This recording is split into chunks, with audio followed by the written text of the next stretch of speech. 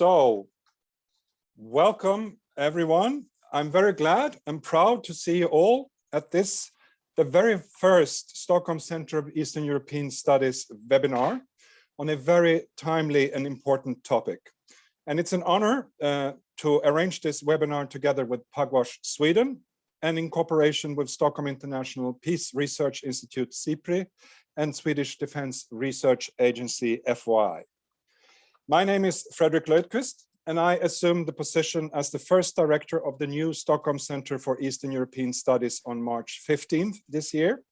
And I have a background as a diplomat at the Swedish Ministry for Foreign Affairs since 1994 and served as Sweden's ambassador to the OSCE 2012 to 17 and as Sweden's first ambassador for countering hybrid threats after that until March this year. The Stockholm Centre for Eastern European Studies is an independent centre that provides policy-relevant analysis and a meeting platform on Russia and the six Eastern Partnership countries. The centre is established through a Swedish government decision last year and is based at the Swedish Institute for International Affairs, UI. We are funded by the Swedish Ministry of Foreign Affairs, and we will be receive full funding in 2 years' time. We've seen now more than a decade of increasing tension between Russia and the West. Patrushev, Lavrov, Medvedev, and others have all compared the situation to a new Cold War. And Medvedev last autumn even compared the state of the Russia-US relations to the Cuban Missile Crisis. The new US administration has on one hand signaled a principled approach to Russia, but also on the other hand, its desire to have a stable and predictable relationship with Russia. The positioning ahead of the summit, upcoming US-Russia summit on June 16th, has been going on for some time, including Putin talking about red lines and massive military buildup this spring in Western Russia. Repression has increased inside of Russia, and Putin's priority seems to be strategic stability. Karasin has mentioned the need and desire for a new Yalta-type arrangement. We also see how we have technological developments in space, cyber, and new weapon systems. Questions pertaining to strategic stability, arms control, military confidence building, and risk reduction constitute an important part of the US-Russian bilateral relations, with consequences for European and global security. Is the arrival of the Biden administration and the upcoming summit on June 16th a chance for a fresh look at these issues, laying ground for increased predictability and stability? In what fields could progress be feasible? How do new technologies and threats such as artificial intelligence, hypersonic weapons, drone swarms, space, etc. comes into this picture? Is there a link between strategic and non-strategic issues? Is it meaningful in today's world with the technological developments to keep up this strict division between strategic and non-strategic? What is the future of conventional arms control and the military CBSMs in Europe? How should we address tactical nuclear weapons? Is the bilateral US-Russian format still the adequate format for striking new arrangements and deals? How to deal with China and other powers?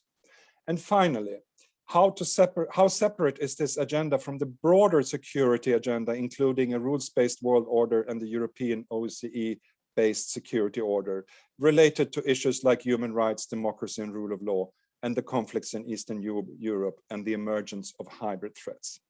Is it possible to compartmentalize these agendas? Strategic stability used to mean strictly the safeguarding of the second strike capability of strategic nuclear weapons. Nowadays, it's often used to include a wider range of issues. And from Moscow, you can hear the term strategic equation more and more. So there are very many questions on the table, as you can see. And we have therefore invited two of the most seasoned veterans and stellar experts and practitioners on these issues, and three very capable discussants to shed light on some of these discussions, on some of these questions in today's meeting. Rose Gottemiller is the Payne Distinguished Lecturer at Stanford University's Freeman Spogli Institute for International Studies and its Center for International Security and Cooperation. Before joining Stanford, Gottemiller was Deputy Secretary General of NATO from 2016 to 19. And prior to NATO, she served in the US State Department as Undersecretary for Arms Control and International Security. And in 2009-10, she was the chief US negotiator of the new START treaty with the Russian Federation. And this is an experience that she has captured in her memoir, Negotiating the New START Treaty, which was published recently. But then we have Dr. Alexey Arabatov, who is head of the Center of International Security at the Primakov National Research Institute at the World Economy and International Relations of the Russian Academy of Sciences. He has served on numerous boards and councils, including a advisory council of the Russian Ministry of Foreign Affairs and the governing board of SIPRI in Stockholm, and at the Center for Non-Proliferation Studies at Monterey, and the Russian Council for Foreign and Defense Policy. Formerly, Dr. Arabatov was member of the official delegations for START 1 negotiations, vice chairman of the Liberal Yabloko Party, and deputy chairman of the Duma Defense Committee. And he has written extensively on all of these issues. And among the discussants, we have William Erlberg, William is a newly appointed non-proliferation and nuclear policy director at IISS Europe's new office in Berlin. And he brings more than 25 years of service in the US government and NATO on arms control, disarmament, and non-proliferation. Most recently as NATO's Director of Arms Control, Disarmament, and Weapons of Mass Destruction Non-Proliferation Center. And he worked previously for the US government. Ian Anthony is the Program Director for European Security at SIPRI since 2014 and has a doctorate in war studies from the University of London.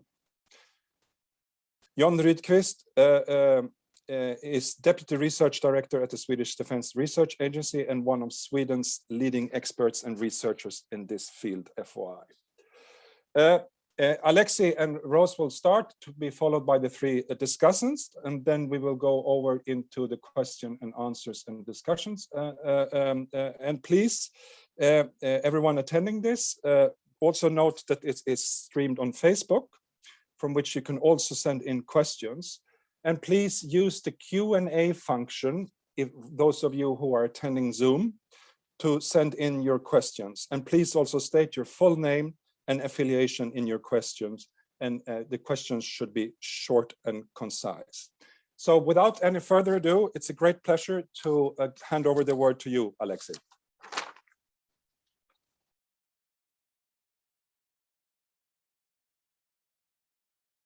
Unmute microphone. Yeah, thank you, Frederick.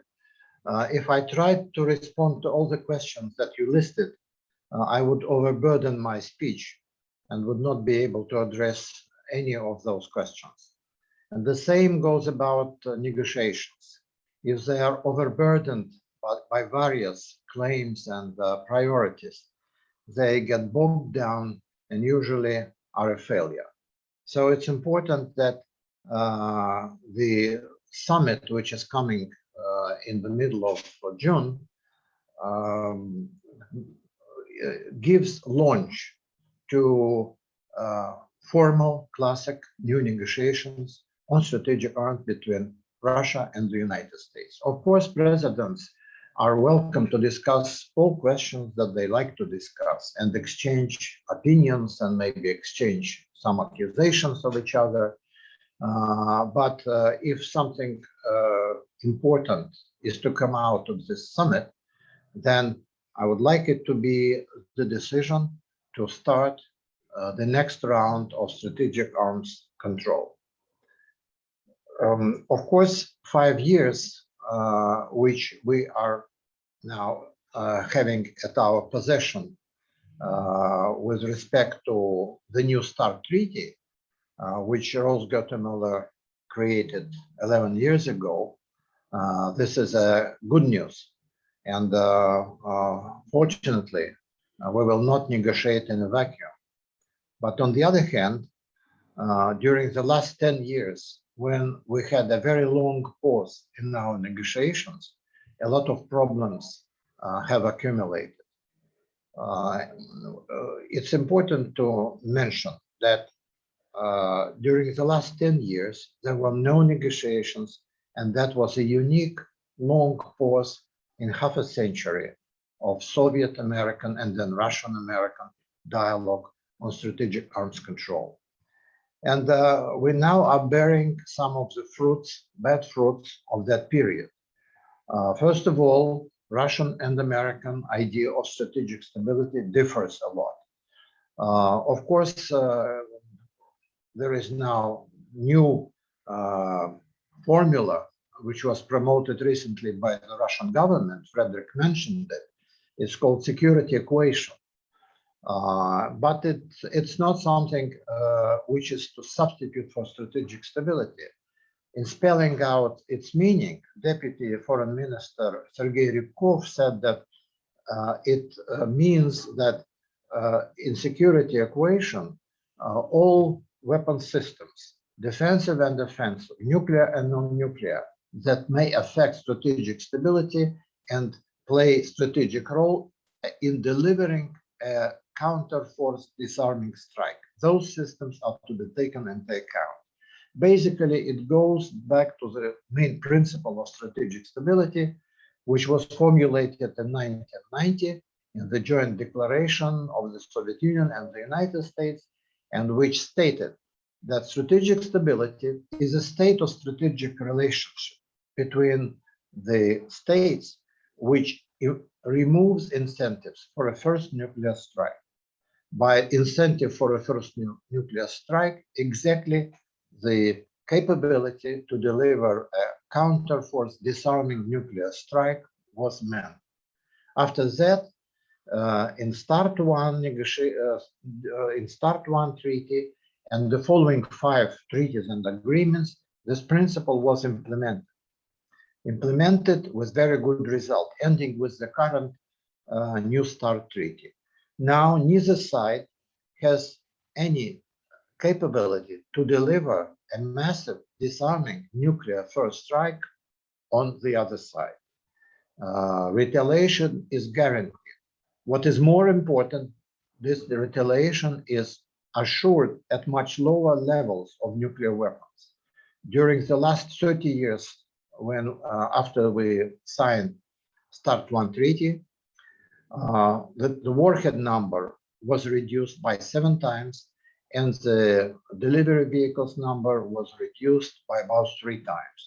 It's an important achievement, but certainly no treaty, no formula, no principle lives forever.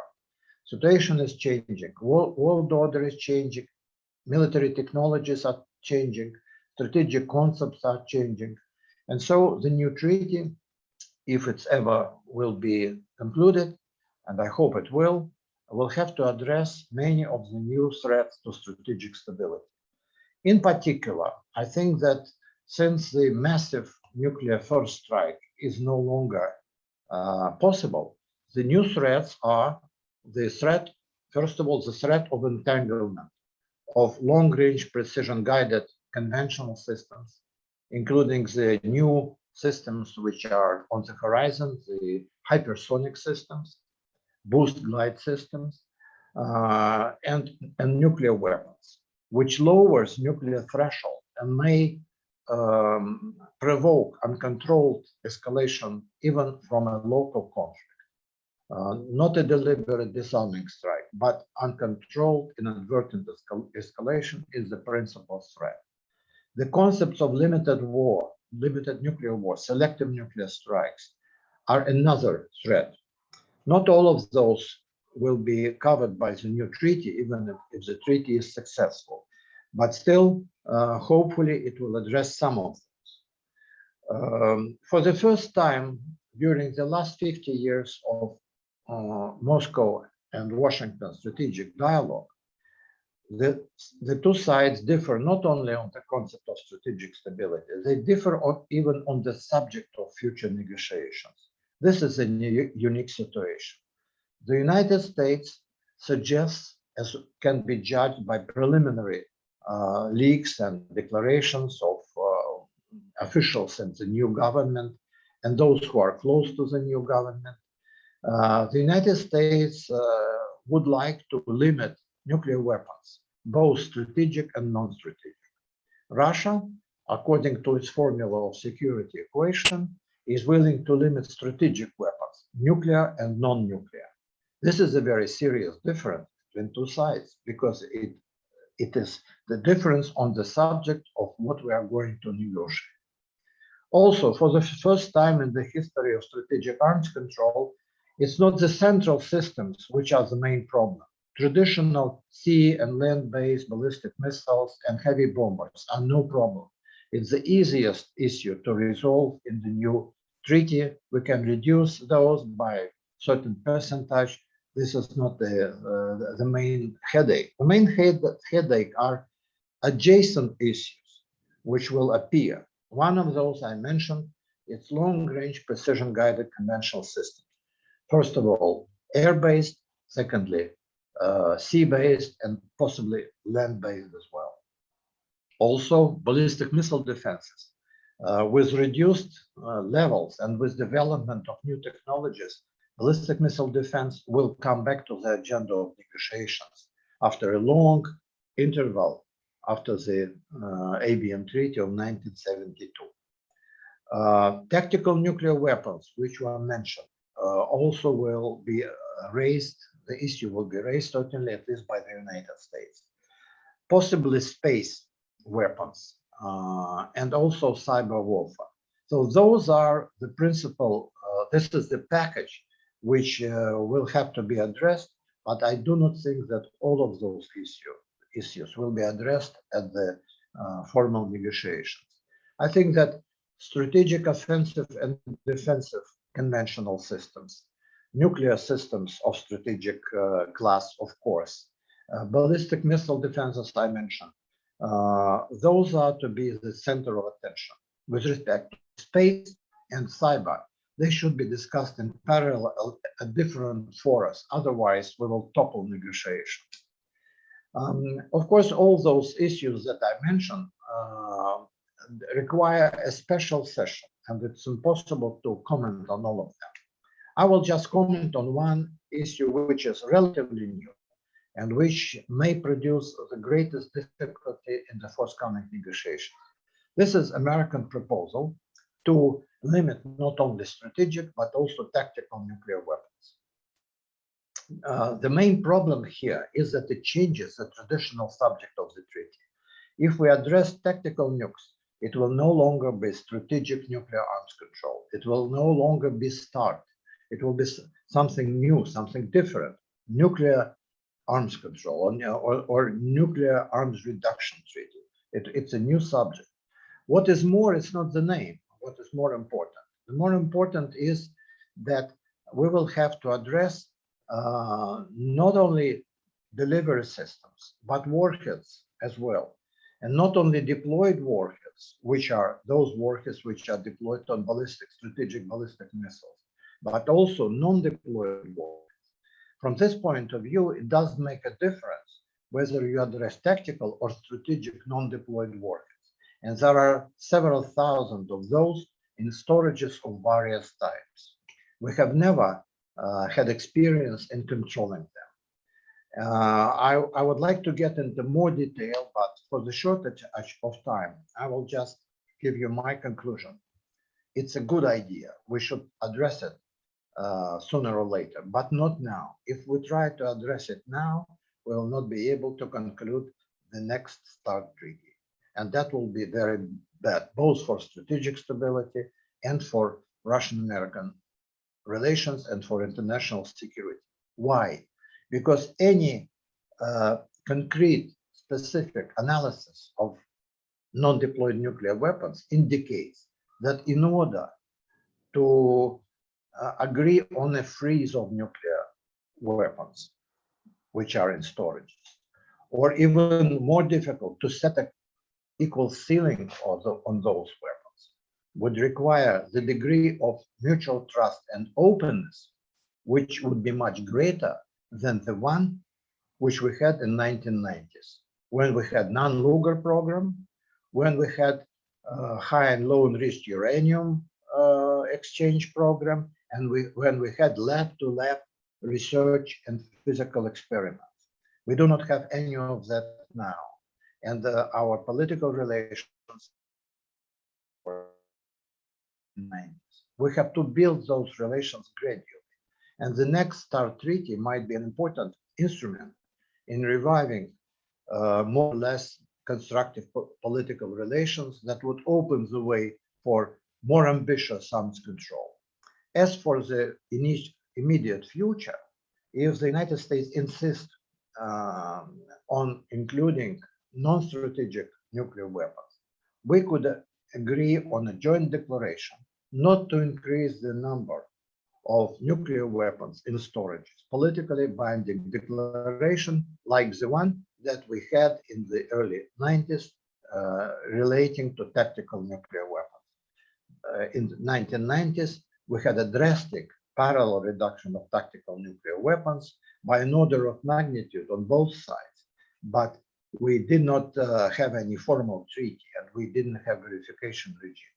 So repeating some of that type of experience might be the way out of the situation, and concentrating on strategic nuclear weapons, non-nuclear, long-range precision-guided systems, which should be somehow limited in order to prevent their destabilizing effect, and agree on some kind of predictability and transparency on ballistic missile defenses. I do not believe we can have a new ABM treaty. Our systems now are very different in contrast to early 70s when they were very similar. It would be difficult to package them in a single treaty, but agreeing on measures on predictability and transparency so that they do not have destabilizing effect and do not provoke offensive arms race would be a very important achievement. I will limit myself to that. I would just say that taking into account even that scope of problems, which is not as broad as could be, means that negotiations would be very difficult. And 5 years is not a lot of time. They will end very quickly. And if we do not start immediately and try to agree on priorities and single out the most important ones to be addressed by the new treaty, then we will lose this very important and rare opportunity. Thank you. Thank you, Dr. Abatov, Alexei, and please, Ms. Guttemüller-Rose, the floor is yours. Thank you, Alexei, and thank you, Ambassador Lundqvist. It's great to be here with all of you this morning, and good morning from California. I know it's evening already in Moscow and afternoon in Europe, but it's wonderful to be with you all. Alexei is a hard act to follow always, but I do have some comments for you, Alexei. I'll get to them toward the end. But first, I wanted to agree with you very heartily that 5 years is a very short time for the high level of technical complexity in the next negotiations, which you have pointed to in your own remarks, and for the ambitious goals that I believe both our governments are setting for the negotiations. So I will come back to that in a moment, but I have been urging that our presidents, as they consider what instructions they will issue out of this upcoming summit meeting, that they make a deadline part of it, that there should be clear stepping stones along the way during which the negotiators will be reporting back to the highest level, so that there's a continued push on the negotiators, not to get bogged down, not to get dragged into dead-end streets, but to really try to continue to keep up the pace, because otherwise this 5 years will be gone in an instant. So Alexei, I really couldn't agree with you more on that comment. Just a few things. Ambassador Lundqvist mentioned at the outset that tensions are high, and indeed they are high. We all know this.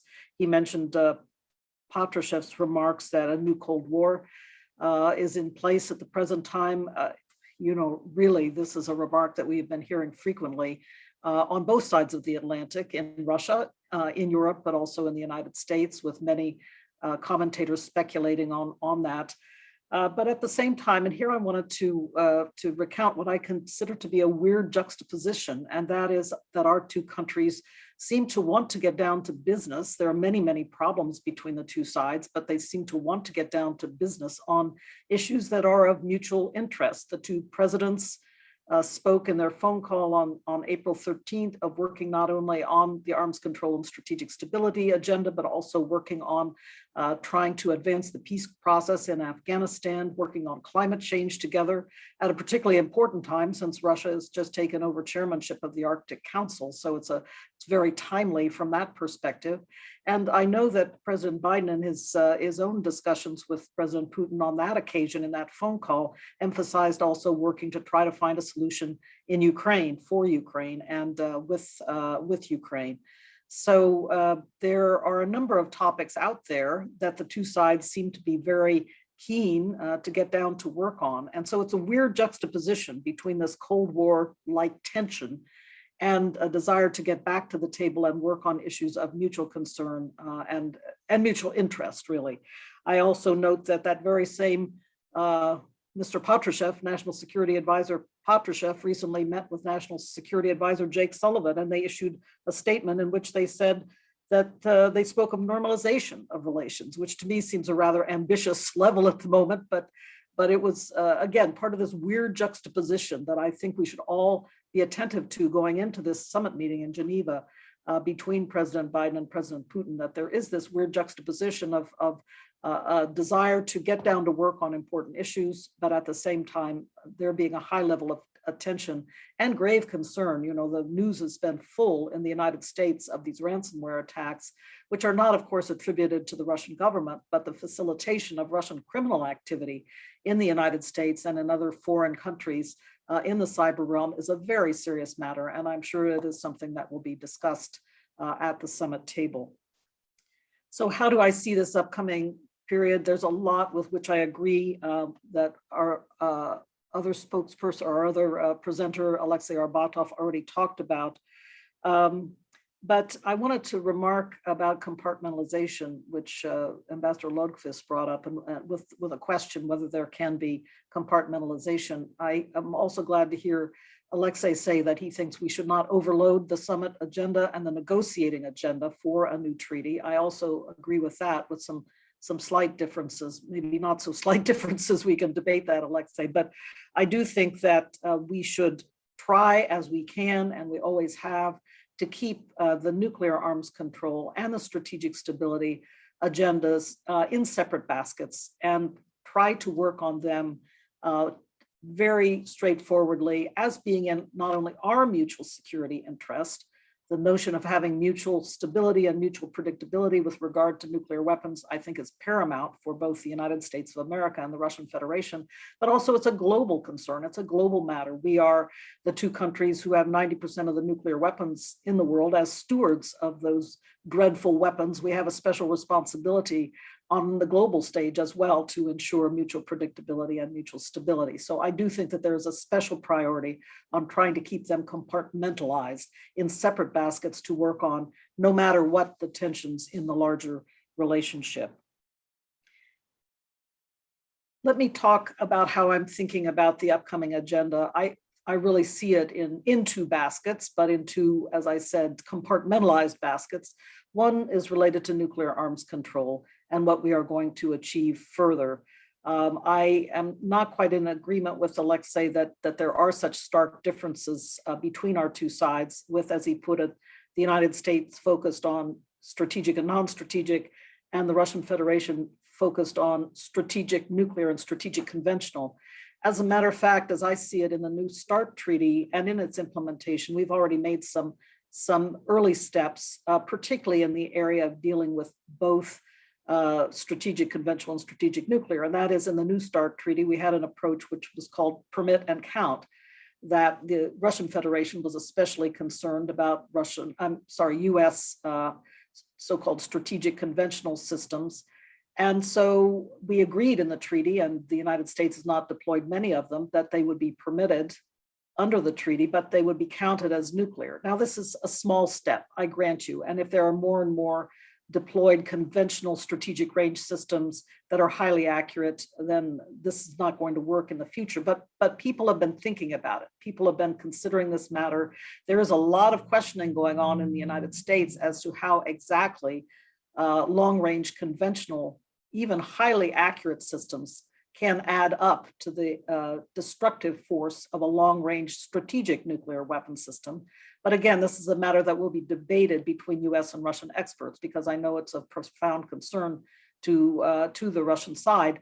But at the same time, Russia continues to deploy dual capable systems at many ranges, including highly capable intermediate range missiles that are threatening the NATO alliance now, are deployed forward and threaten the NATO alliance, all of the countries of NATO. So there are these questions out there about dual capability that I do think we need to confront also as we consider the problems of strategic stability going forward. But how we take early steps, perhaps to put some continued constraints on these kinds of systems, this is a start that we already made through the permit and count approach in New START. So I do believe that we will get started rather quickly. I hope out of the summit meeting with new strategic arms negotiations. I share that hope with Alexei, and I hope we get a strong push from the two presidents to do so. I think that the initial task will be to focus on, again, strategic nuclear delivery vehicles and operationally deployed strategic nuclear warheads. But here I think that we will want, at least from the US side, some attention to limiting the so-called Russian exotic systems, such as the nuclear propelled cruise missile, sea-launched cruise missile. And there's also an air-launched ballistic missile. These have been of great concern in the United States, so there will want to be, the US will want to, I think, work to constrain these systems. The question that will be then, what will the US give in order to get constraints on these systems? So that is always a question in negotiations, and one that I'm sure the Russian Federation has some opinions about. I do think about this matter of constraining warheads as being a step-by-step approach. And interestingly enough, it was President Trump who took the first step in getting President Putin to agree to a freeze on all nuclear warheads. Of course, a freeze is not a verifiable limit. This is an early step. It's a kind of political gesture, but I thought it was a first important step in directly limiting warheads. But here too, in the New START Treaty, we made a first step by approaching the warhead counting, not through a counting rule, but by directly confirming the number of reentry vehicles or warheads on the front ends of missiles through our reentry vehicle on-site inspection procedures. So I think here again, we have taken some first steps. We have begun to break down the barriers to directly controlling warheads. I think that the Trump-Putin agreement was an important gesture, again, more political than anything else, but I hope it will be possible to build on this precedent now to begin talking about the notion of directly limiting all warheads. Alexei is quite right. It will be extremely difficult to do so because the monitoring and verification regime will be technically quite challenging. But I believe that we should take a step-by-step approach here. And in this case, I am thinking about continuing perhaps in the early stages to limit reentry vehicles or operationally deployed warheads in the same way we do in New START, to perhaps enhance the verification and monitoring measures associated with reentry vehicle on-site inspection, to focus first on the operationally deployed, but in the meantime, begin apace, begin with real vigor and energy to work on the technical problems of monitoring and verifying warheads that are non-deployed, because this indeed is very technically challenging. But I think thinking about it as a step-by-step problem and a step-by-step approach will help us to get through some of these barriers.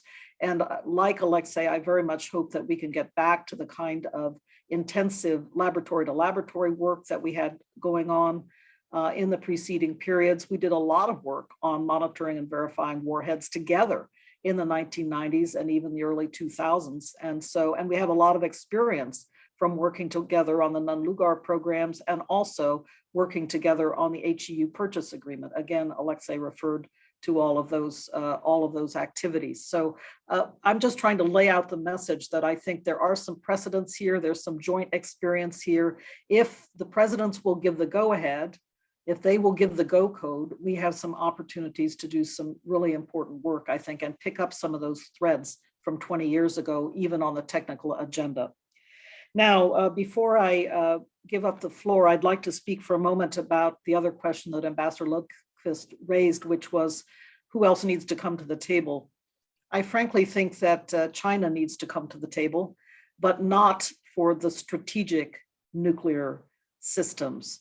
Again, the United States and Russia have over 90% of the nuclear weapons in the world, and we have vastly larger strategic nuclear forces than does China. China is modernizing, so we need to keep a sharp eye on what China is doing, but we do not need to pull them to the strategic nuclear arms control table just yet.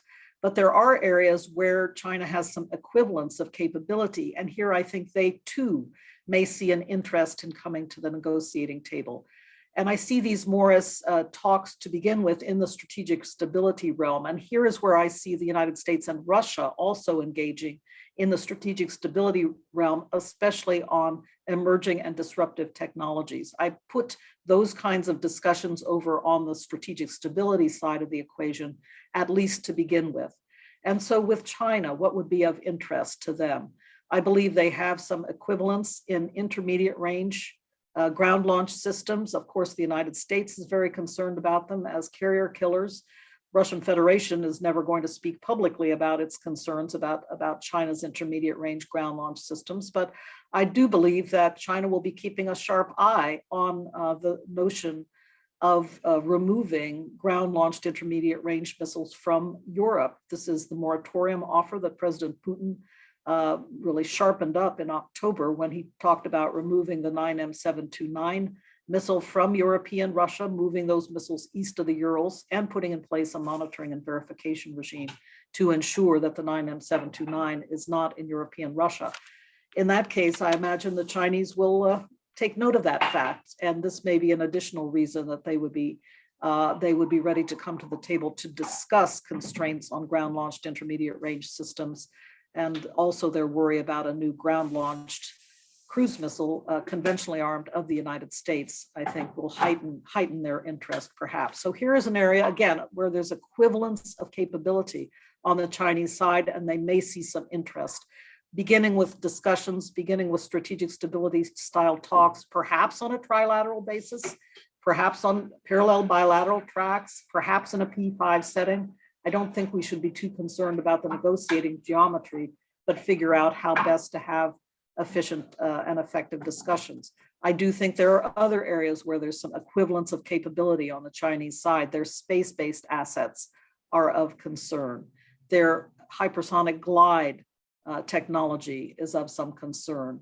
And here too, I agree with Alexei that these HGVs, the maneuvering capabilities of them make them highly unpredictable and high speed in addition in terms of how they threaten targets. So I think, again, let's think about how to bring the Chinese to the table in a way that they come to the table willingly because their interests are served and not because they are somehow dragged there. It will never work to drag anyone to a negotiating table. You have to, in fact, and of course, engage their national security interests to get them to come to talk.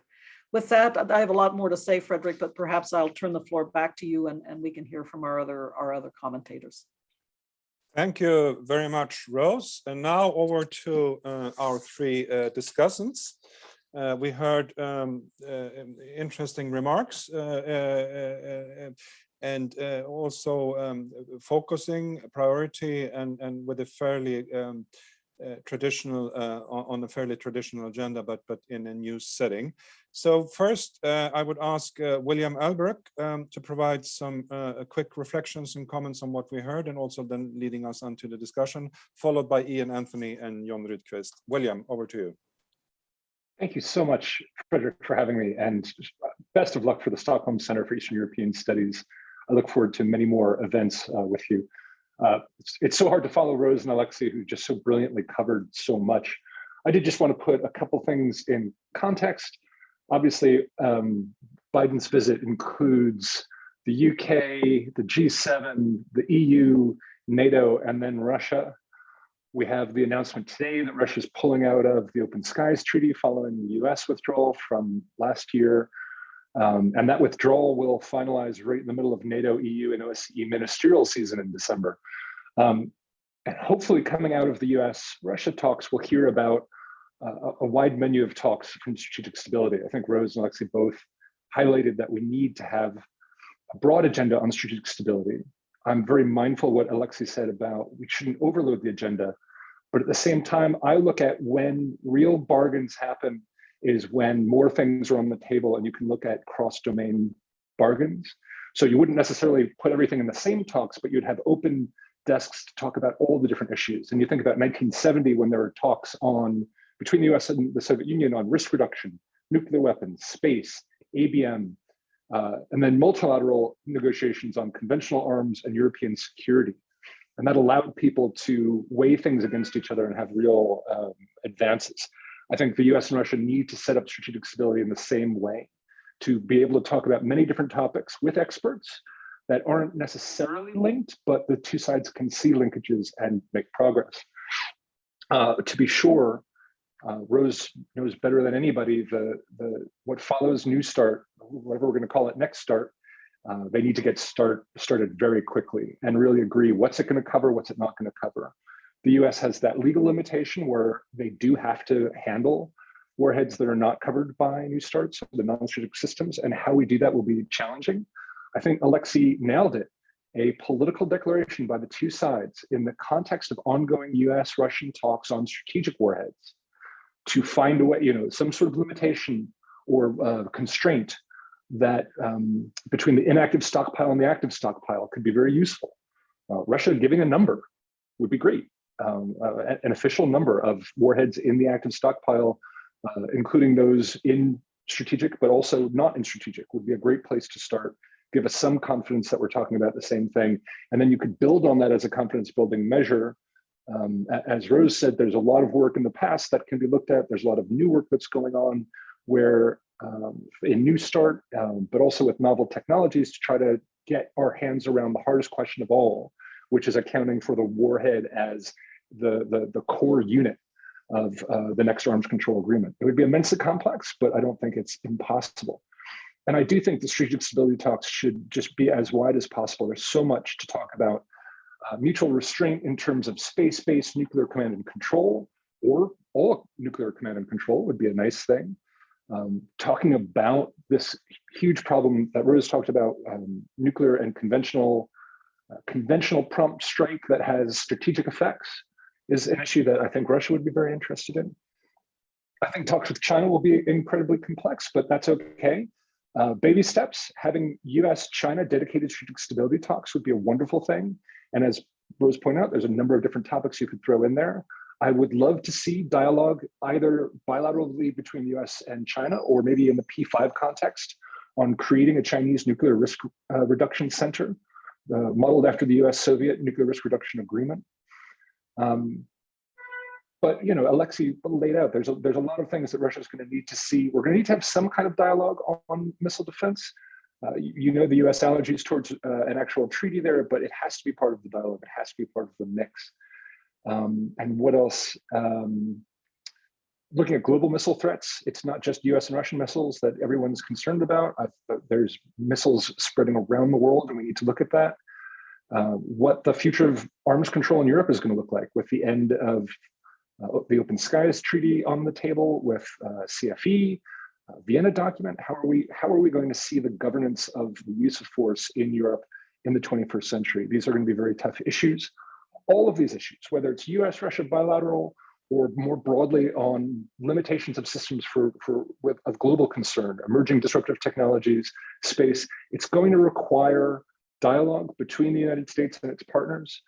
As I mentioned at the start, Biden's rigorous schedule of meetings with all these different sets of allies, including a couple of weeks ago with the South Koreans, is going to be essential that the US brings along all of its allies and friends to make sure that it can continue to offer them extra deterrence while at the same time negotiating clearly with Russia on areas of common interest. It'll be hard. I think Russia's weaponizing risk right now. I think they're seeking means of introducing instability to see if they can shake up different parts of the system. That'll make bargains difficult, but that doesn't mean we don't have to try. And I'm very excited to see the results of Biden's meetings over the next couple of weeks, and we'll see where we are. I hope that helps. Wholly inadequate compared to the wonderful comments of Alexei and Rose, but it's best I can do, Frederick. Thank you very much, William, for putting this in a broader context. And there's a whole array of questions out there. So Ian, please. Yes, thank you. And thank you for the opportunity. I wonder if I could pick up a bit on the questions you raised towards the end of your first introduction, Fred, related to the wider security order.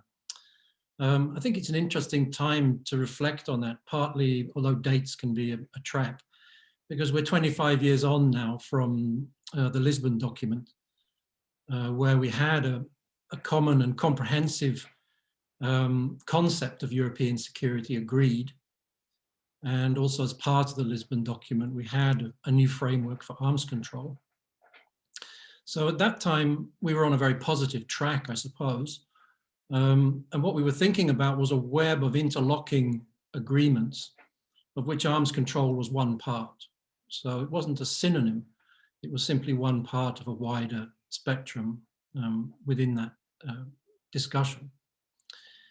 We're in a very different situation today.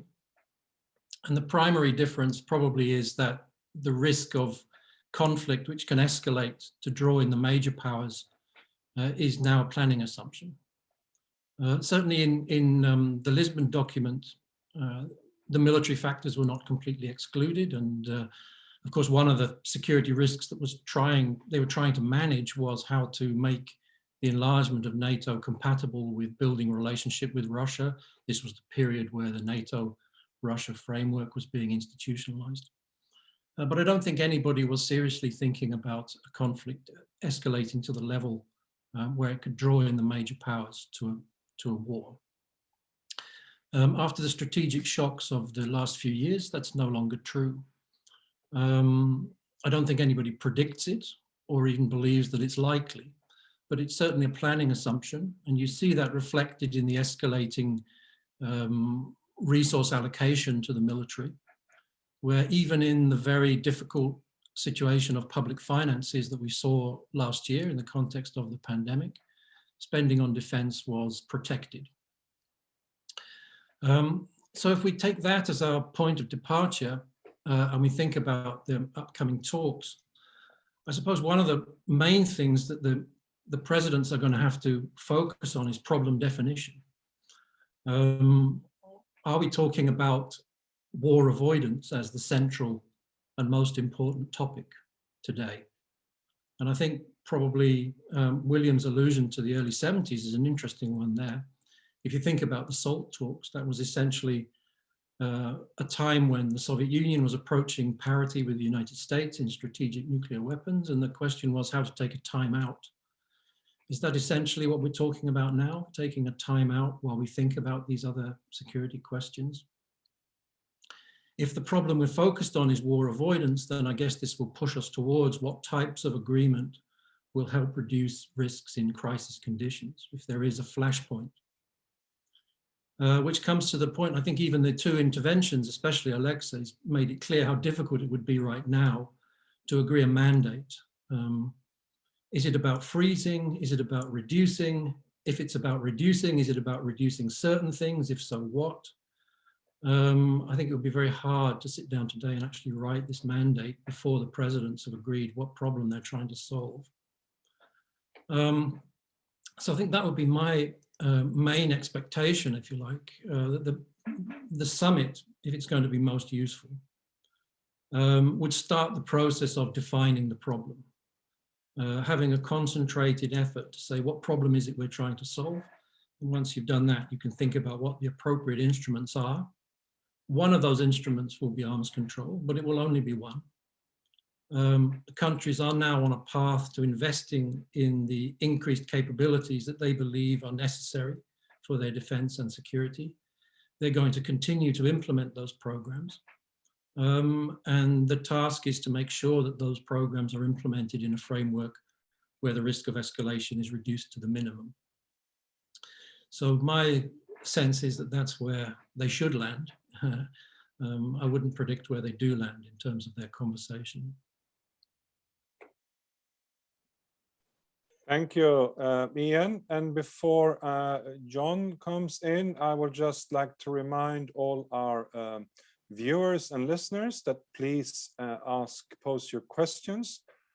For those who are on Zoom, do it in the queue with the Q&A function in the bar below at the bottom of your picture.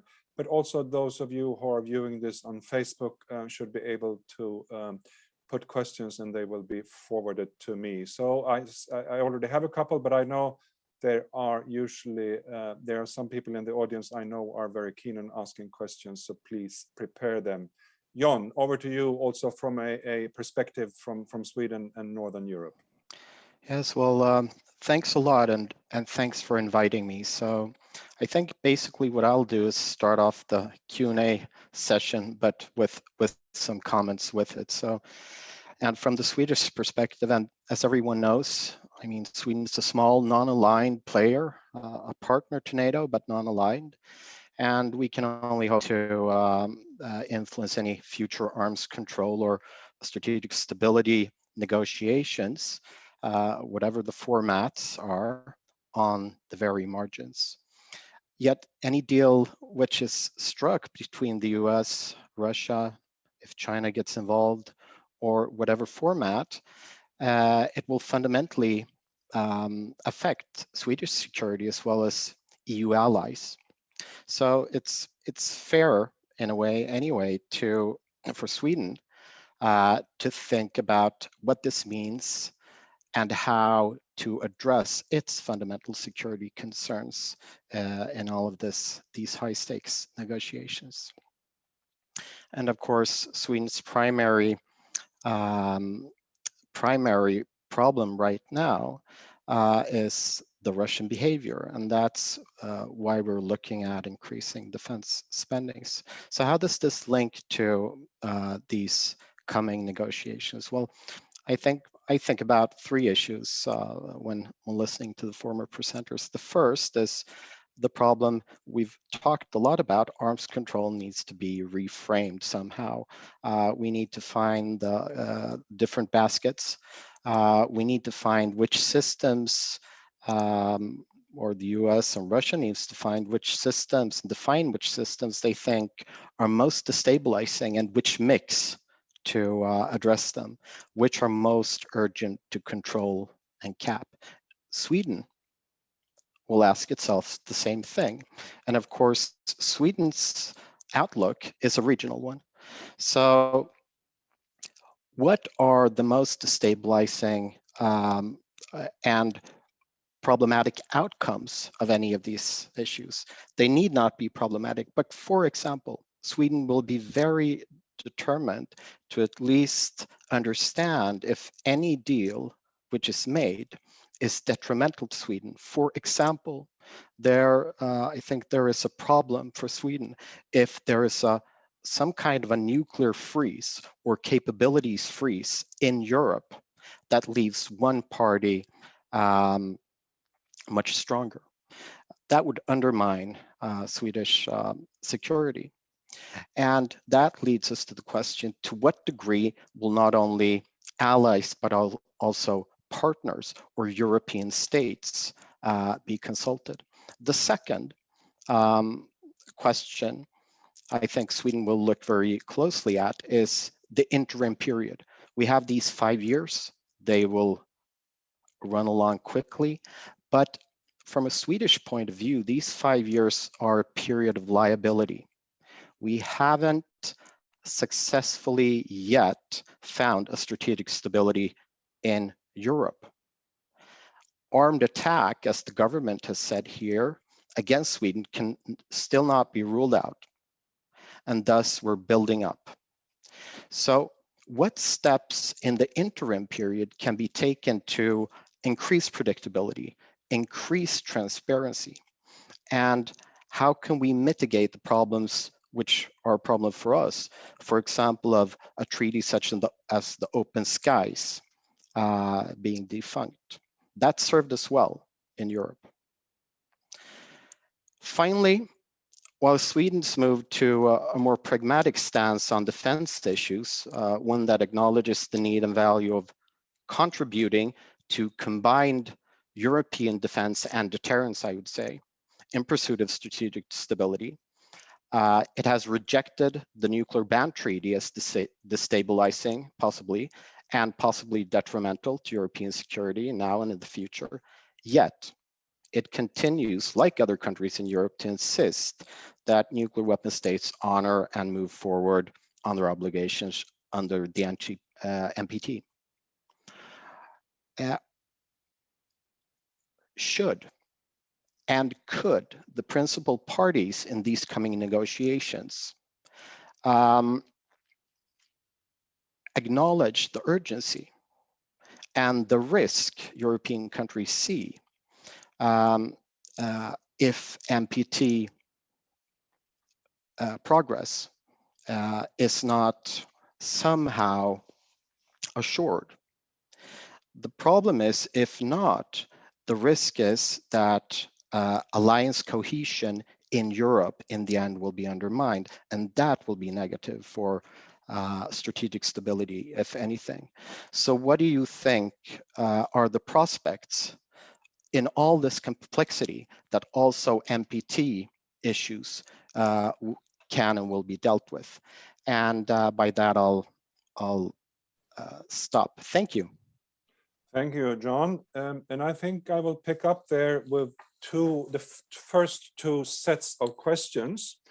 Meanwhile, I strongly recommend everyone to post more questions. Please use the Q&A function, which you will find at the bottom of your Zoom picture on your screen, or put them via Facebook, and they will be forwarded to me. So I will continue and pick up on some of John's comments and questions and introduce something called Europe here. There is a place called Europe in between Washington and Moscow. We have seen lately that the UK have announced that they will increase their nuclear capabilities. There is talk of strategic autonomy in Europe. And there has been a range of think tank papers actually starting to discussion what's the EU's role in arms control, which has been fairly non-existent previously. I think both John and William touched on the whole issue also on conventional issues, conventional arms control. Vienna document, Open Skies is now defunct, and so is CFE. We are on the very sort of Olympic heights of strategic nuclear weapons, but at the same time we see ongoing armed conflict going on European soil as we are speaking. And we also, the whole questions of INF, of course, raised the specter of the early 80s in Europe. I think no German politician will want to face the discussions that we faced in Europe with the Pershings in the beginning of the 80s. And we don't necessarily see a Helmut Schmidt on the European arena right now. So I think that's the first question. How is this whole European aspect viewed from Moscow and Washington, and is it at all relevant or not, or is it just a nuisance, or how does it factor in? So that's my first set of questions to Alexei and Rose. The second one concerns that Rose mentioned China. Alexei, not so much, and we have one question here, and I will read it. Is the rapid Chinese nuclear forces armaments a factor of strategic instability, and thus a topic for the coming strategic stability talks? And what is your expectations on this point, if so? And can the US and Russia agree and facilitate China's participations in nuclear arms control, maybe through rebuilding the INF treaty framework, or hold an extended strategic stability dialogues in a way that could include China or some other kind of multilateral or track 1.5 setting. And we have also seen, I think, one argument that has been mentioned on the US side on a concern on the INF is exactly the need for the US and allies to use this kind of missiles, not on the European arena, but in the Pacific arena against China. So if you could elaborate a little bit more on China. So two sets of issues here. Europe, is there such a place and does it matter? And secondly, China, is it desirable to get them in the talks? We heard Rose explore some of these ideas, but I also would like to hear Alexis' view on this. So Rose and Alexis, who would like to go first on this?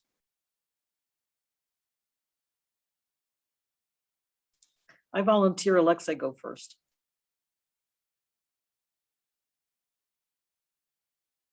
Alexei, do you accept the challenge? It's not a challenge, it's an invitation. Of course I do. With respect to Europe, yes, Europe matters a lot to Russia because Russia is also in Europe. And I personally belong to those people in Russia who think that Russia is a European state. And all this philosophy of Eurasia seems very strange to me.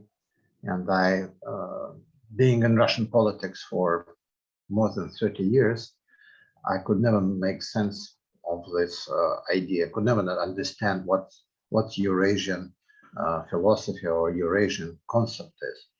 Some witty people say that Eurasian concept means that Russian elite wants to live like in Europe and to rule like in Asia. Maybe there is some truth to the definition, but to me, it's not something tangible. So Russia is Europe, Russia is part of Europe, and what happens in Europe matters a lot to Russia. Certainly, coming closer to the subject of our discussion, nuclear weapons figure in Europe, and unfortunately now they figure much more than 20 or 30 years ago, when we were reducing and withdrawing and disengaging. Russia is building up its conventional forces in its western, southern, and northern districts, Arctic, I mean. And Russia, whenever Russia is accused of building up its forces on the border of NATO and threatening NATO countries, Russian response is that maybe some NATO countries may feel threatened, but it's not Russia who came to NATO borders, it's NATO who came to Russian borders. And Russia feels threatened by this process. I would like to get into historical analysis or historical debate. I just say that whoever is to blame for the present situation, we have to start untangling this knot. And the first important step, which might start this process, would be seriously dealing with the proposition of Russian government, which was mentioned by Rose, of the last October, to place a moratorium on deployment of medium-range land-based missiles in Europe, which would imply Russian non-deployment of medium-range missiles to the west from Urals, with inspections, on-site inspections, which is very important. So inspections or American inspections might come to any base and see whether those missiles are short range or medium range, to distinguish between the two. I think it deserves much more serious attention from NATO, from the West, than has been up to now. China factor also figures a lot. If there is agreement on such moratorium, it would improve European security and pave the way for further discussions of tactical nuclear weapons, which are third in line after range systems. But to the east from Urals it will certainly make China more interested in seriously discussing arms control, at least with respect to medium-range systems. The only reservation here, or the only caveat to that, is that if China discuss it, it will certainly raise the issue of American sea-based medium-range cruise missiles and future sea-based medium-range hypersonic missiles, which may be during this decade. It is very difficult issue to resolve, very difficult to verify. But China, in a sense, would have a solid argument. If land-based systems are to be reduced or limited, why not sea-based systems? Only because they're difficult to verify? Okay, let's devise verification regime, counting rules, verification problems. Why cannot we count cruise missiles on submarines? There are ways to do that if the other side is willing to do that. So that would not be easy, but certainly it may increase the interest of China in dealing with this, with this problem. Only U.S. forthcoming deployment of land-based cruise, ballistic, and hypersonic medium-range systems would not be enough. China would react to that by building up its own forces, targeting all those systems which may be deployed in Japan, Okinawa, Taiwan, Guam, and I think that is something that we should rather avoid. With respect to freeze on tactical nuclear arms, when we're talking about tactical nuclear arms, we are talking, again, I repeat it, about nuclear weapons in storages of various types. They should, a good way to start this process would be to start with something which is more or less familiar to us, in particular, nuclear bomber weapons. Presently, strategic bombers are not permanently armed with nuclear cruise missiles and nuclear gravity bombs. They are kept in depots at airfields, both in Russia and the United States. And not only that, are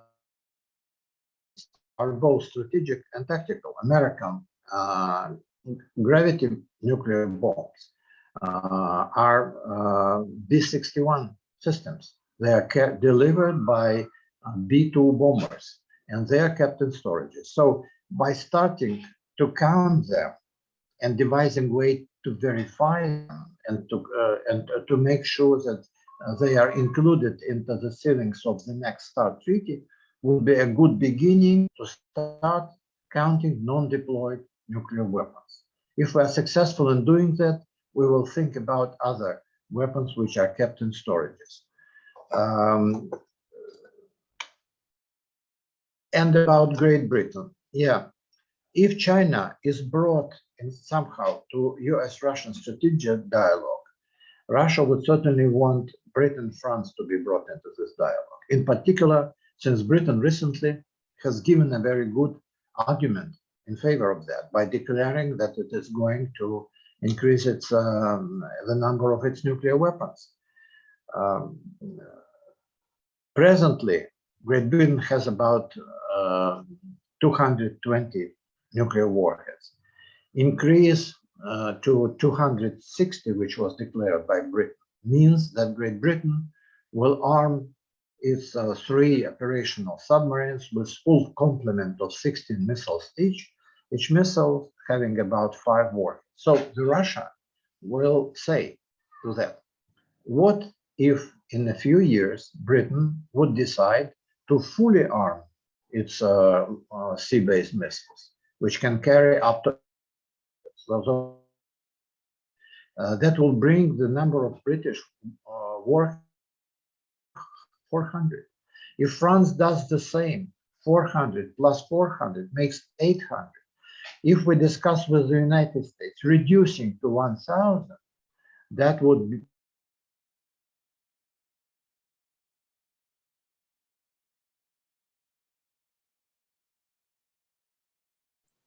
Russia would be entitled to raise this issue. So we have to be prepared for that. Even regardless of what Britain responds to that, I think that would become one of the issues to be discussed at the next START agreement. I mean, the Soviets raised the issue of Britain and France at the very in 1969. At that time, it was rejected. Since that time, we reduced strategic warhead numbers by an order of magnitude. Great Britain and France reduced too, but recently, Great Britain reversed this process, which politically would provide incentives to Russia again to insist on counting British warheads or taking into account the numbers Britain can deploy in the future. In particular, if Americans insist on deep reduction of strategic warheads, like from 1,500 to 1,000, this is a common figure which is now discussed in the expert community, 1,000 warheads on strategic deployed systems. So then what about France and Britain? They would figure very prominently in this new balance. So I'm frankly speaking, I'm tremendously disappointed by Britain, which I love very much as a country, as a people. Britain has been a model of finite minimum nuclear deterrent for many years, transparent, unilateral reductions, very serving to many Russian experts as something to be pointed at as a possible future of Russian and American forces when they go all the way down in the number of nuclear weapons. And now Great Britain has spoiled all that, or spoiled all that. So I'm very much upset about that. Thank you, Alexei. Rose, please. Yes, I'd like to focus, I think, more on Europe, since I spoke a bit about China in my remarks. I'll just start by saying a word about the UK and what I've been saying about it publicly, about their decision. The UK officials are insisting that this new number is a ceiling, not a floor, so that they don't necessarily have to build up to it. And in that context, I've been saying publicly that I hope that they will take into account the ongoing reviews in the United States of the US nuclear posture, and will be willing in that context to review their own decisions with regard to whether they truly need to build up to this ceiling or not. I do not know, of course, what the outcomes of the US nuclear reviews will be, but I do think that it is important that the UK take into account the outcome of the US reviews.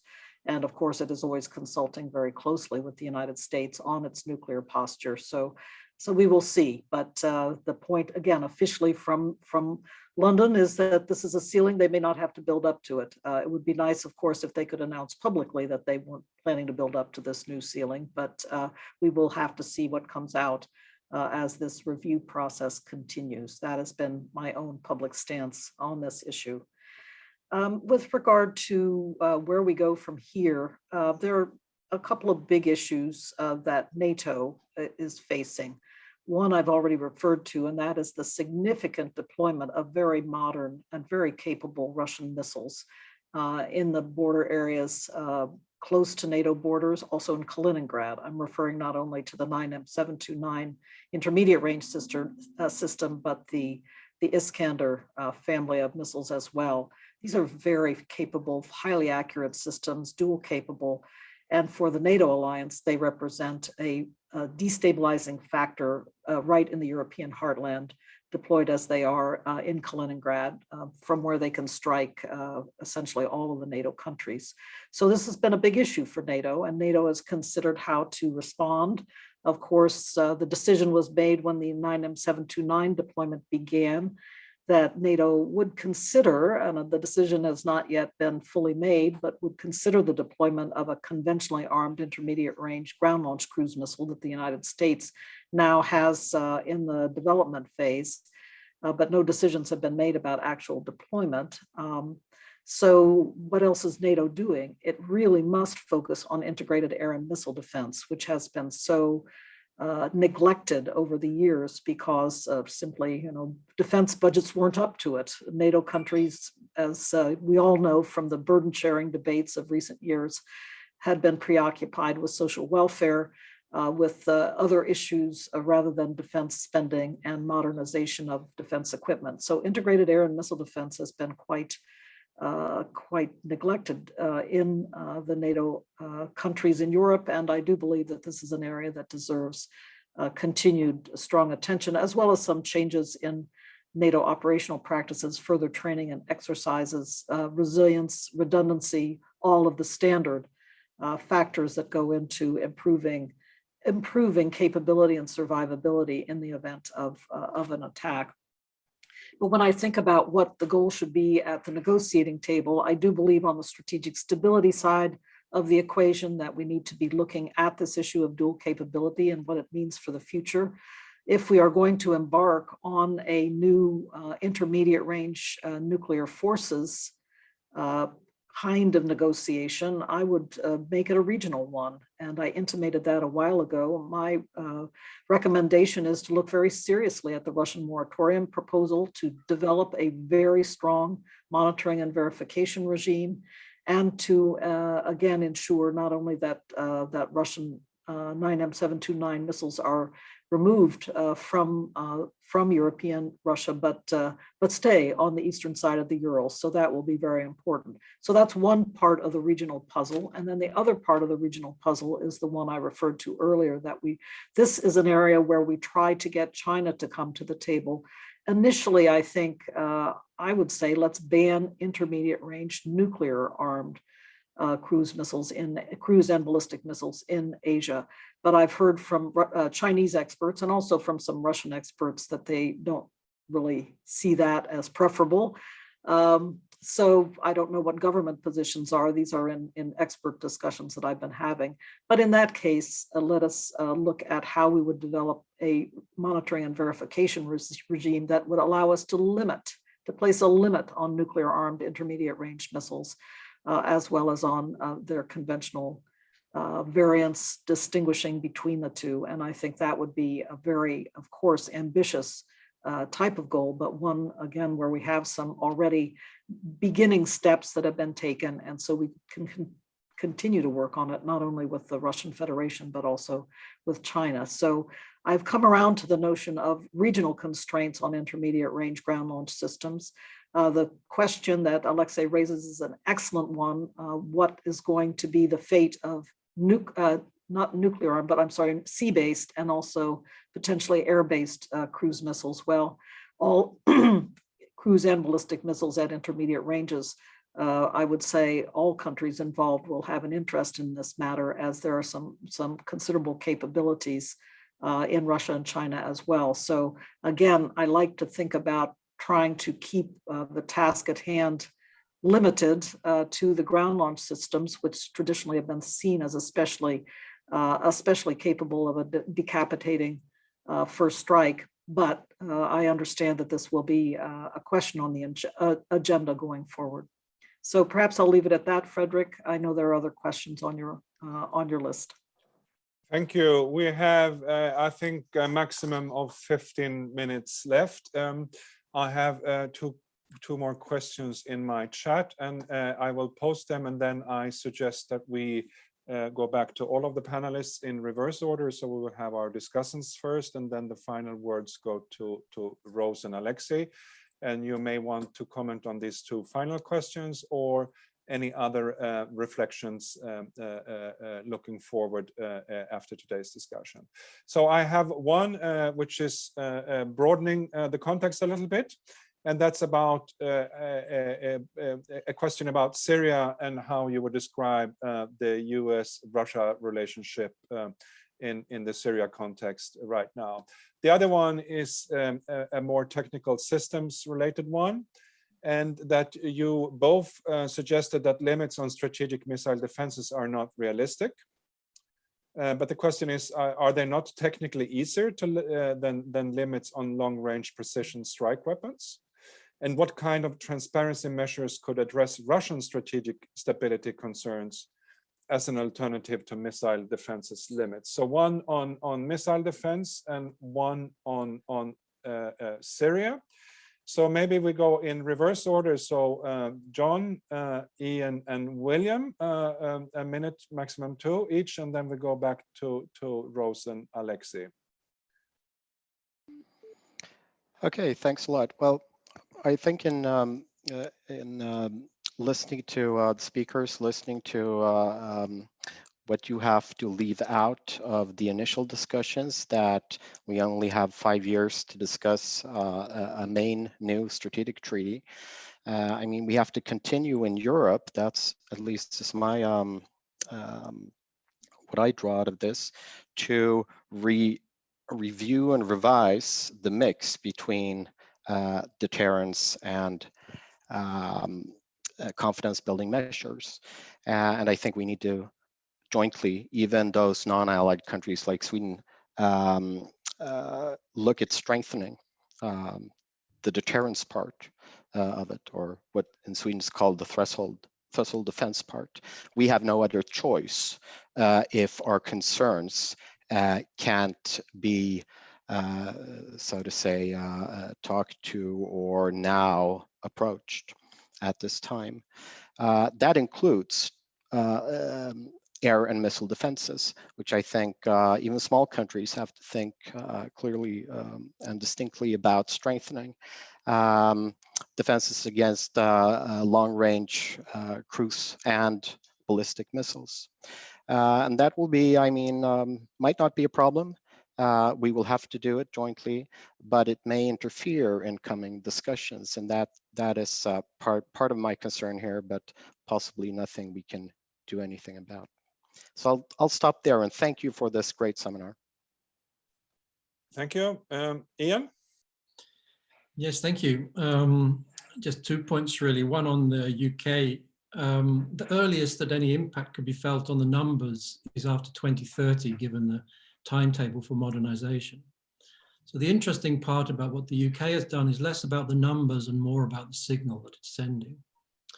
And the signal that it's sending is that we've been accustomed to nuclear weapons arsenals moving in one direction, which is progressive reductions. But as the strategic environment changes, we must become accustomed to the idea that this is a reversible process. As the strategic environment changes, people will tailor their forces to what they think they need. And so the focus has to be on that strategic environment. And I think that links also to the point about integrated air and missile defense. The rationale for Russian modernization of dual-capable intermediate-range missiles is military. The central plank, or one of the main planks of NATO strategy is rapid reinforcement. Could Russia disrupt that reinforcement with advanced conventional weapons? Perhaps. Could they disrupt it with nuclear weapons? Most definitely. And so for the Russian military to recommend to the political leaders that that capability should be given up could be seen through their eyes as irresponsible. So I think it's more or less inevitable that NATO will pay more attention to increasing the resources to integrated air and missile defense as part of that changing strategic environment. And until we begin to have the conversation in those terms, I'm not sure we're really going to get very much traction on these issues. Thank you. William? I have to say, I really enjoyed John's intervention about Swedish interest in this whole thing. And it's something that I always try to remind people about Sweden and Finland's defense posture throughout the past 6-7 years. If people think this is a Russia-NATO problem, then why does Finland maintain and enrich its defense capacities? Why is Sweden building a territorial army and standoff missile capabilities? The issue really for all of this comes down to a return to great power competition. And I don't blame just Russia. The US behavior regarding arms control over the past 19 years has been of a piece that has disrupted the system as well. I do also, Frederick, think your questions are great on the EU's role and on European role. I do want to see much more debate within Europe about deterrence and what it means, and what is the best means of securing their territory and their interests. And is disarmament, is the setting that we had in the 90s on disarmament the right setting, or do we need a new setting? And I think different countries have switched over to the idea that they need to re-secure themselves in ways that was unimaginable in 1999, but must be imaginable and must be done in the current security environment. And the dialogue is not getting better, and looking at different things that you can give up in order to make Russia happy doesn't seem to work. I think we're on a longer term trend here, but I would like to see more strategic autonomy. I'd love to see better thinking and deeper thinking across the European continent. But ultimately, I don't think you're going to see Europe, I don't think you're going to see Lithuania and Poland and France agree to something that Lithuania and Austria are going to agree upon. You know what I mean? I don't think you're going to see the EU take leadership where NATO is not going to take leadership in terms of European interests on arms control. So we have just like the previous two speakers, I think we have a period of retrenchment up ahead, and I'd love to see more US-Russia dialogue. I think there's many topics they can address, and more US-China dialogue. There are many topics they need to address, but the idea of short-term breakthroughs, I think will only make a lot of countries more nervous. I don't think there's any real quick bargains to be had. I think it's more to see a commitment to engage on these deeper topics that would be a positive sign. Thank you. And before giving the floor to Alexei and Rose, I would just like to add perhaps one question. And I think there's definitely a lot of things that can keep us awake at night and to be afraid of. And the world is becoming more and more complex. There are more and more systems, more arenas, more dimensions. And the old problems and issues haven't gone away. So there's a lot of, and we heard here clearly also that there's a need to be able to analyze and grasp and understand and sort out these questions. And my question, I mean, there are two questions. Are there enough people in Russia, in Washington and Moscow that are experienced negotiators and have the full technical grasp and political grasp?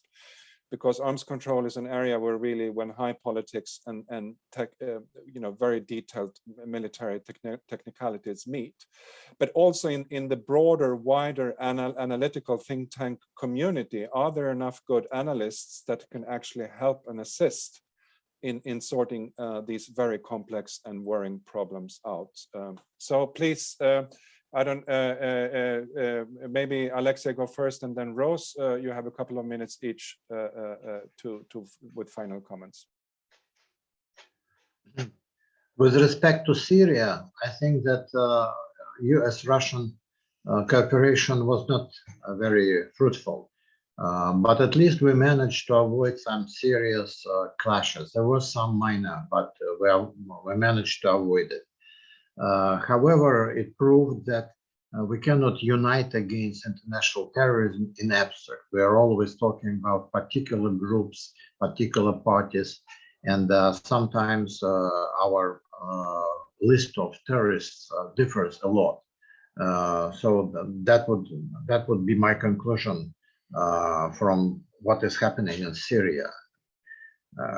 Certainly, we should do whatever is possible to avoid any conflagration of armed forces of Russia and the United States, or Russia and Israel in that area.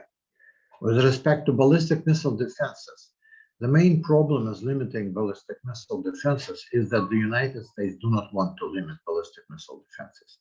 And it's difficult to imagine that any kind of agreement on new limitations would be ratified by US Senate. That's the main problem.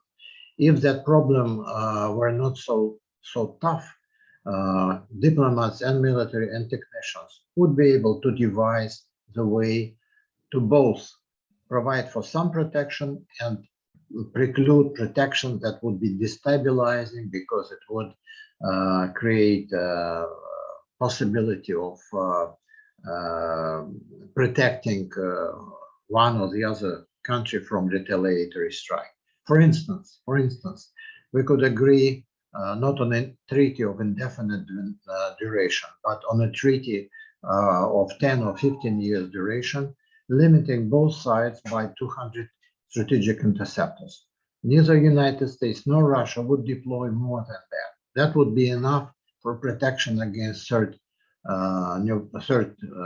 ballistic missile regimes, but certainly not enough to create illusion about possibility of protecting each other against each other, and leave those other systems like CAD, like standard missiles and S-500 Russian missile, leaves them free for deployment, using the precedent of agreement of 1997, the delineation between strategic and theater ballistic missile defenses.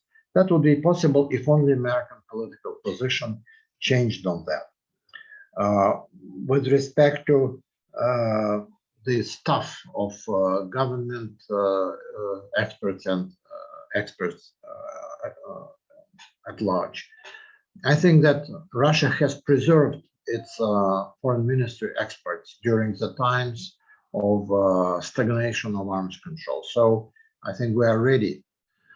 Whether politicians are ready is a different matter, but we have professionals in foreign ministry, and fortunately, some professionals in the United States are returning to the government of President Biden after some break when President Trump was ruling the White House. From in a broader community, we certainly are lagging far behind the situation that was in the 70s, 80s, and 90s. But finishing my remark, I would say that good political relations are not always good for arms control. I remember the time at the end of the 90s and beginning of the 2000s when nobody was interested in arms control because relations were very good. And arms control was stagnating until finally Rose and Anatoly Antonov came to the foreground and produced the New START treaty. Before that, we had a dead season for arms control. So if relations are very bad, it's bad for arms control. When relations are very good, it's not good for arms control either. Thank you. And Rose, over to you. Yes, never a truer word has been spoken, Alexei, and you and I have been in this field since the 1970s. So I think we've seen a lot of ups and downs over time. Well, three comments. First of all, regarding the US-Russian relations in Syria, here I'll return to the point I made at the outset about this weird juxtaposition of the good and the bad in the US-Russian relationship. In fact, I see the multiple layers of military-to-military communications that we established in Syria and that helped us to avoid disastrous clashes between the United States and Russian troops there. I think that that's a good example of how even in very bad times, we have been able to keep an open line of communication that has had operational effectiveness. And we need to see more of that. We need to see more of that in Europe, I believe, particularly. And I, for one, hope that NATO will be more open-minded to establishing broad-ranging military-to-military contacts to keep multiple lines of communications open. And I hope the Russian Federation will be as well. So I think actually Syria is a good example of this weird juxtaposition that, yes, we have a terrible relationship, but we can avoid disaster if we keep, again, certain activities going on, particularly open lines of communications to avoid crisis and to ensure incident response is adequate. Very good, Rose. Just a technical remark so we can keep the open lines open. Can I just ask Alexei to mute your microphone so we all can hear Rose in an undisturbed way? I'm sorry, I'm afraid that's the lawnmowers outside my window. The lawn mowing team has just arrived, so I apologize for the noise. Second quick point is the transparency measures with regard to missile defense are wide-ranging, and I'm glad that I've heard, at least from Russian experts, some new interest in actually transparency measures that have long been on the table, such as exchanges of information, such as visits to tests and participating as observers in tests of missile defense technologies. There's a whole panoply of transparency measures that were put on the table for many, many years during both the Obama administration, also earlier, and the Russian side always rejected them as inadequate. They wanted limitations on interceptors, period. And in the US political system, that has simply been impossible. Alexei brings up an interesting point. What about making it a two-way constraint on interceptors for a limited period of time, 10 years perhaps? That's an interesting point, but I fully endorse the notion that this should be a two-way discussion, because the United States is watching the Russians develop very capable new missile defense technologies, the S-500, a world-class system with capabilities against intercontinental ballistic missiles. So this needs to be a two-way conversation, not all about limiting US missile defenses. So that is what I've been really, again, pushing publicly, and I hope it will play a role in the next stage of our discussions. My final point, Frederick, I think that we have natural negotiators among our ranks. There were the same worries when we entered the New START negotiations in 2009 that we wouldn't have adequate experience because it had been 20 years since we negotiated the START treaty. Well, as a matter of fact, people who are weapon systems operators and also inspectors, nuclear inspectors, are very expert at the technical aspects. And when they came to the table in Geneva to work on our technical teams, both the Russian and the US technical experts were natural negotiators. They spoke each other's technical language and they did very, very well. So I don't worry about this so much. If nuclear arms control treaties go away and we are no longer doing inspections, for example, I think I would start to worry about it, but it is not the problem of the moment. So thank you again for this opportunity. Absolutely great to be here with everybody. And I must say I enjoyed it very much and learned a lot. So thank you very, very much. Thank you, everyone, for listening, viewing, and attending our first webinar ever today on prospects for US-Russia strategic stability. Thank you very much to Alexei and Rose and our three discussants, and also those who put questions. We will have our second webinar tomorrow at 1 o'clock Stockholm time PM, which will be on the progress and prospects of the Eastern Partnership. Please join us and register if you haven't done so far. Today's webinar will also be posted, so you could watch it afterwards as well. And we hope to also, the center will come back with some written comments an analysis of the US-Russia summit, which will seems to be taking place in Geneva on June 16th. I think this has been an extremely rich discussion, clarifying on very complex issues. And definitely there are many things to worry about, but to understand them, we need a better analysis. And I think you've all helped us very much today to bring a better clarity and understanding. So thank you very much again for attending and for participating today. Thank you.